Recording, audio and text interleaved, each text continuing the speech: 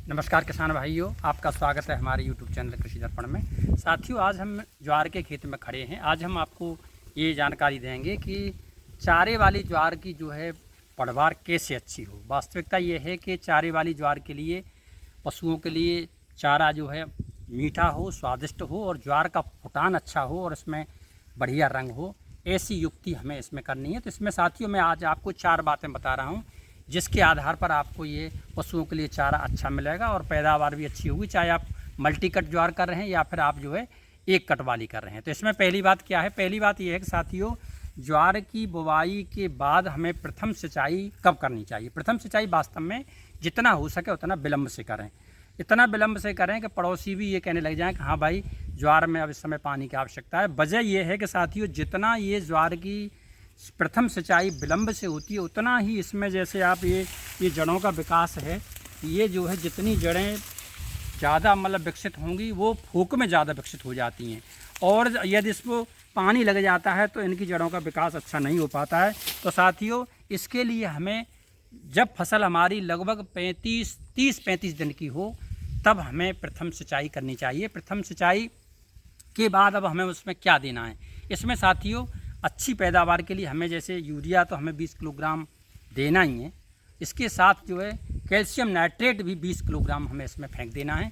यदि हमारी मिट्टी में या हमारे खेत में किसी तरीके से फफूंदी का आक्रमण है तो ऐसी फफूंदी का आक्रमण, जैसे इस तरह के ये पौधों में ये लक्षण देखने को मिलते हैं, आप जो देख रहे हैं कि ये जो है इसका कहीं कहीं देखो, ये इसका जो टॉप है वो भी सूख रहा है, ये पत्तियाँ भी इसमें पीली पड़ रही हैं, इसमें मतलब किनारे भी झुलस रहे हैं। तो ऐसी समस्या है तो उसके लिए मैं आगे आपको एक और तरीका बताऊंगा, लेकिन इसमें प्रथम बार में आप जो है, जैसे मान लीजिए आपका कैल्शियम नाइट्रेट है, यूरिया है, इसके साथ जो है कार्बन डाइऑक्साइड 500 ग्राम प्रति एकड़ के हिसाब से इसको जो है हम टॉप ड्रेसिंग के रूप में देंगे। तो साथियों, पहला काम ये। दूसरा ये है कि जब हमारी ज्वार की फसल जो है लगभग 3 फुट की हो जाए, उस समय 3 फुट की ज्वार में जो है फिर हमें यूरिया नहीं देना चाहिए। यूरिया की टॉप ड्रेसिंग करने से हमारी पत्तियां, जैसे मैंने देखा ना, ये पत्तियां आपकी ये किनारे जो है इसके झुलस रहे हैं, तो ये यूरिया का ही साइड इफेक्ट है, यूरिया रह जाता है। इसके लिए एक बेहतर तरीका ये है कि आप जो है ऐसी कंडीशन में 1 एकड़ के लिए जैसे 2 किलोग्राम यूरिया और आपका चिलेटेड जिंक जो है 250 ग्राम, इस मात्रा को जो है बढ़िया से तरह से 200 से 250 लीटर में अगर आप इसका छिड़काव करेंगे तो ऐसा करने से साथियों, ये छिड़काव के बाद पत्तियों पर सीधा जाता है और पत्तियों के द्वारा अपने भोजन में सीधा ग्रहण करने से जिंक और यूरिया जो है वो फसल एकदम हरी भरी और अच्छी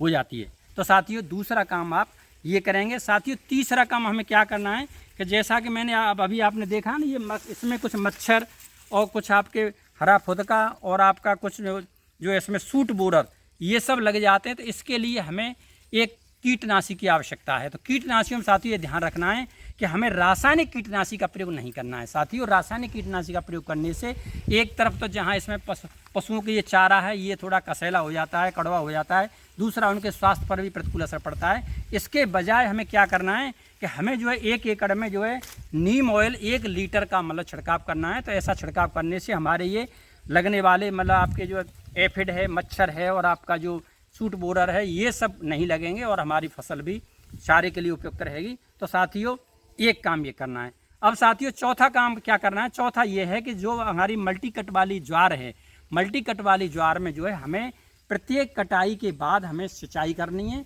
और सिंचाई के बाद हमें यूरिया की टॉप ड्रेसिंग करनी है। साथियों, ध्यान ये रखना है कि जैसे मल्टी कट वाली ज्वार है तो मल्टी कट वाली ज्वार में जो है ये जो है ज्वार 8-10 फुट तक बढ़ जाती है।